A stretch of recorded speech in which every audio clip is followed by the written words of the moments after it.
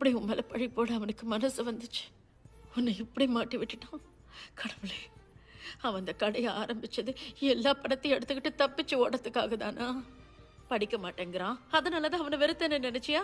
10 வயசு இருக்கும்போது நம்ம வீட்டுக்கு வந்தப்போ உன் அப்பாவோட வின்ஷியல் லிக்விட திருடிட்டு போயிட்டான். க்ளீன் பண்ற லிக்விடா? அது எதுக்கு திருடுனா? அதெல்லாம் தெரியல. அவன் கைக்கு என்ன கிடைச்சதோ அதை திருடிட்டு ஓடிட்டான். வெறும் கையோட தான் வருவான். கொஞ்ச நேரம் கழிச்சு அவன் வெளியில கிளம்பி போகும்போது 2 பேக்கெட்லயும் எதையாவது திரிச்சிட்டு போவான். மா, இப்ப இதெல்லாம் சொல்லி என்ன ஆயிட போகுது? அந்த பொம்பளை கொடுத்த புங்ஷன் ஸ்டோன் பத்தி தான் யோசிச்சுக்கிட்டு இருக்கேன். இது உண்மையானது, வாங்கிக்கோங்கன்னு சொன்னா. டிவி ஷோல அதோட மதிப்பை 70 மில்லியன் வாட்னு சொல்லி என்ன ஏமாத்திட்டாமா? 70 மில்லியன் வானா? ஊர்ல ஏமாத்த எவ்வளவோ இடம் இருக்கு. இந்த சின்ன அடகு கடைக்கு தான் வரணுமா? எனக்கு தலையே சுத்துதே. அந்த திருட்டு பையன் கூட சேர்ந்து எதுக்குடா கடையை திறந்த? அவனை நம்பி எதுக்குடா படுபாவி அந்த கடையை திறந்த? என் அடகு கடையில என்ன தப்பு? நாட்டு பொருளாதாரம் அப்படி இருக்கு.